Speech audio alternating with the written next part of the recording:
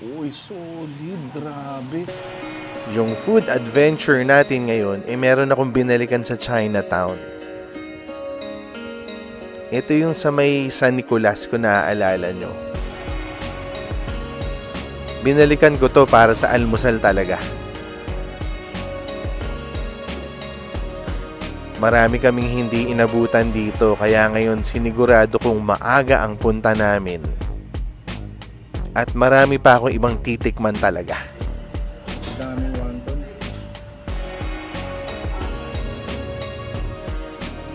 Malagkit. Oh.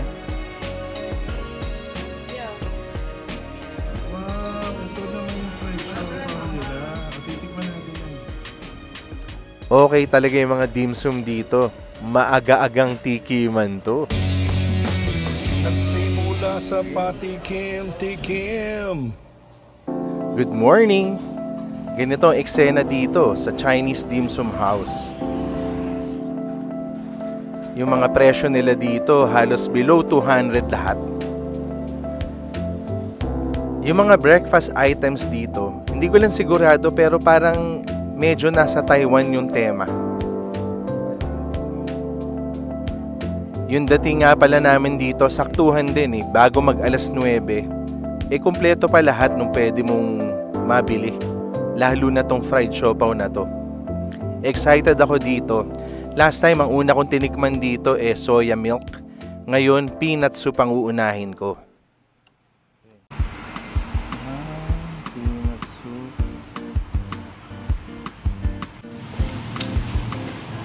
Sarap, matamis-tamis pala yun.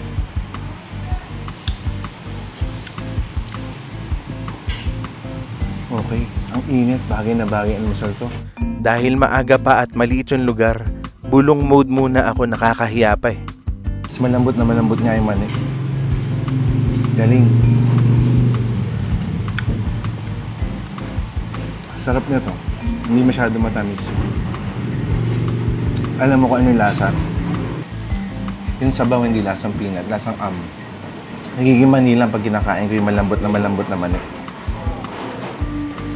Peanut soup, okay din Isa to sa mga dahilan kung ba't ako bumalik dito sa lugar na to Kasi yung mga Pilipino naman, hindi tayo normally nag-aalmusal ng ganito. Soy milk, peanut soup, pwede, di ba? Bagay sa almusal.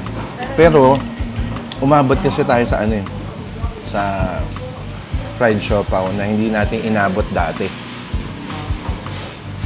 Tikman natin.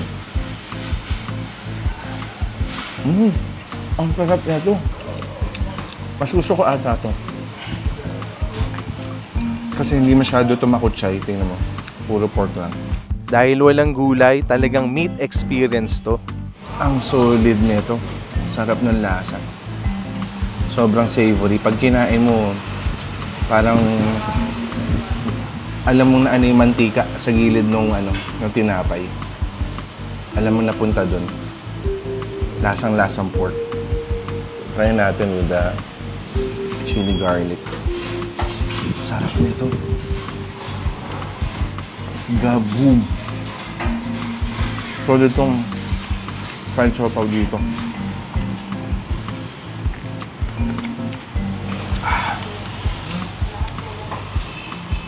Ayan, no?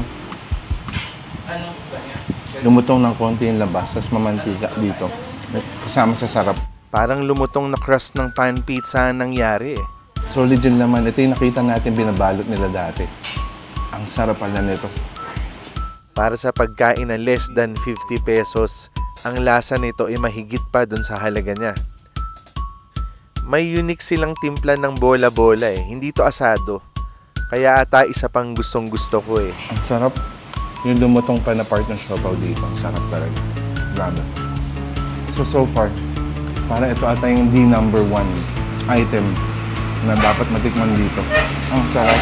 Bagay na bagay pa, ihigupan mo ng peanut soup o kaya nung soy milk. May kasama pang niwi sa sarap. Ito naman yung kuchay egg siopaw. Yung egg pala, akala ko parang buo-buo. Kumbaga parang naka-scrambled pala Tikman natin.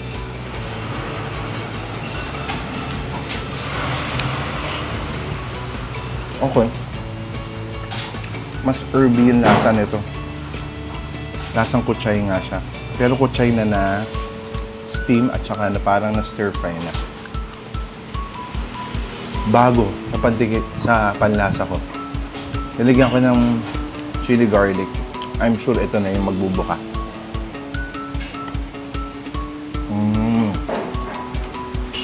Okay. Number 1 ko pa rin yung fried siopaw. Pamatay talaga sa sarap yan. Marami pa ibang siopaw dito. Pero dahil nakakain pa tayo iba, masaya talaga ako dito sa fried siopaw. Kailangan mag-secure tayo, mag-uwi tayo. Diba? Grabe, sarap.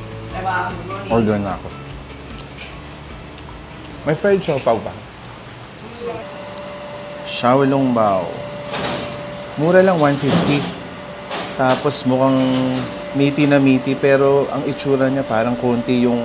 Hindi ko nga alam kung may sabaw, pero titikman ko muna ng walang sausaw.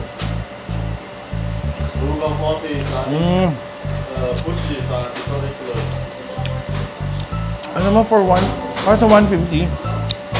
Okay na okay to. Malaman na malaman yung feeling. Almost the same experience nung kinain natin na fried siopaw.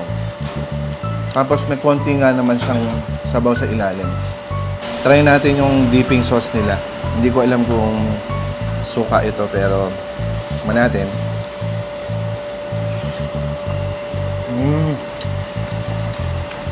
Pwede nang wala yun. Kasi tama na yung lasa ng alat niya. Ang sarap lang ng meat na gamit dito kasi hindi talaga siya giniling, yung makakagat mo pa yung karne. Actually, yun ang gusto ko sa lugar na to. Pansin ko yung giniling nila, hindi nakatodo yung Kaya masarap pa yung mouthfeel, masarap yung lasa. Yung pambalot, just right, hindi naman todo lambot, hindi naman matigas. For 150, sobrang okay to. Yun, dahil meaty nga siya, okay siya. Pero ang tingin ko, mas siomai siya kaysa sa xiaolongbao. Kulang kasi ng sabaw. Dami nating inalmusal. Ito naman, wonton soup. Siguro, higop muna tayo, no? Light.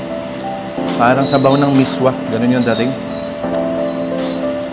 Medyo lasang ginger. Gusto ko na matikman yung wonton. Ang lilit naman ng wonton ito.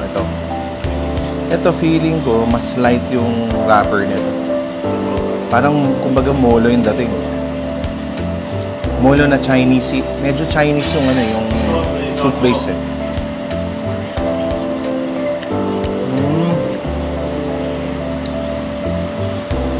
Mas konti yung meat experience, no? Pero tama ako, ang lambot nung silky smooth yung wonton wrapper na to. Ito naman 130. Kumbaga kung ito lang yung breakfast mo for the day, pwede na rin lunch. Sulit na sulit ka na, hindi ka na magra-rice. Yan na yun eh. Ang dami nung nung mini wonton. Tapos ang light, ito kaya pala gingery yung lasa. Ito, may ginger na nga. At saka may parang mga seaweed. Pampasarap lalo, pampaumami lang. Alam mo, solid lahat. Actually, mas solid yung binreakfast natin ngayon kaysa nung unang punta natin. Kasi, kumbaga, dumaan lang tayo nun eh. Uy, may siopaw pala. Uy, meron pala tinikman na. Ito talaga nag-almusal tayo. So, official na masasabi ko na solid mag-almusal dito. Kasi, hindi normal yung lasa ng mga nakain kong dim sum. Meron silang sariling take nila ng dim sum. Tsaka mura. Parking, nakahanap ako maaga ako, nakaparada ako sa harap. Kung hindi man, maraming places na pwede katulad nung Habanero. O kaya tingnan nyo lang sa map. Tingnan nyo medyo malaking kalye, doon kayo pumarada. And then, lakad na lang kayo. Try ko naman itong steamed vermicelli. Last time, ang tinry namin, parang pork ba o beef, no? Ito naman shrimp. Kumatayan naman shrimp. vermicelli roll nila. Mas masabaw ngayon, ha? At saka may ayun, no? Parang may gulay ngayon, parang may kangkong, eh.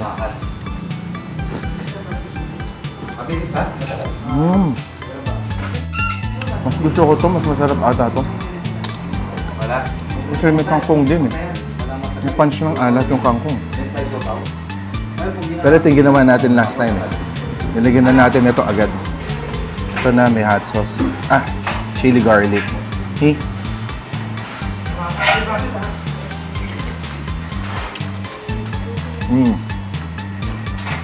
Ang sarap nito. Alam mo, simple lang yung lasa nito.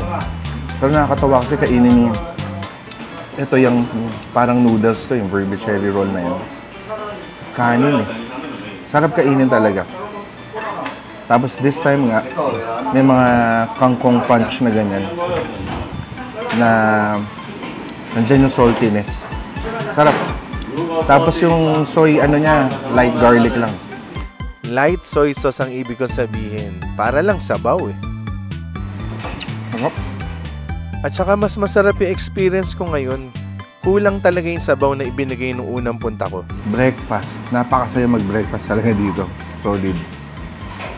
Tsaka inagahan namin this time.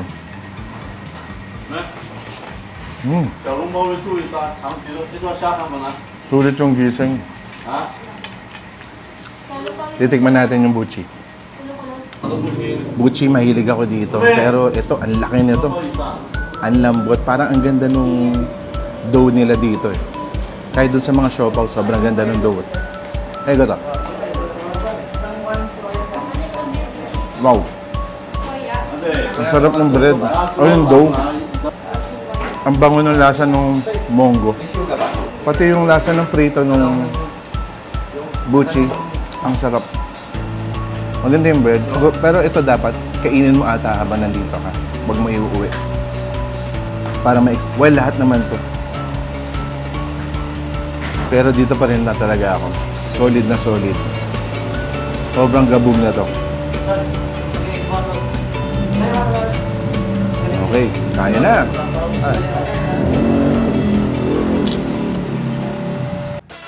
Kung madalas kang manood at napapansin mo kung ano-ano mga sinusuot ko sa mga episodes natin, tama, maganda siya. Silipin nyo yung Team Manila. Sila ang sumusuporta sa channel natin at makakabili kayo nito kahit nasaan ka. Nagpapadala sila lalo na sa US. Check nyo yung website nila at kung gusto mo yung mga merchandise ko, nag-boom, nasa Shopee at Lazada to. Yun!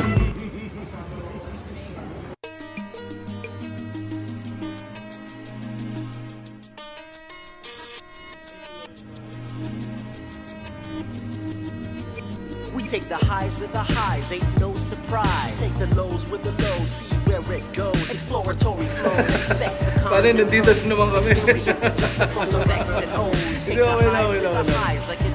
Pare, good morning. With a smile, I suppose. Exploratory flows, expect the cons and pros. Experience the juxtapose of X and O's. Explosions, the motions of my moments to come. We take potions, devoted to the beats of the drum. And we're back, son, the mighty, hold back none. Highly regarded, we never want to be outdone. Our enterprises do accept the falls and the rises of all shapes and sizes. Open up your eyelids, high kid. You simply can't deny this, the hijinks of my high sense. Seeking out my license to integrate with guidance. From islands with autopilot silence. Jiving like it's meant to be, I see it clearly. Still we, flowing on that fresh and filthy. Whenever times get testy, rough and deadly, maintain that frame of finesse and let's be a medley of every cool con yo sensei.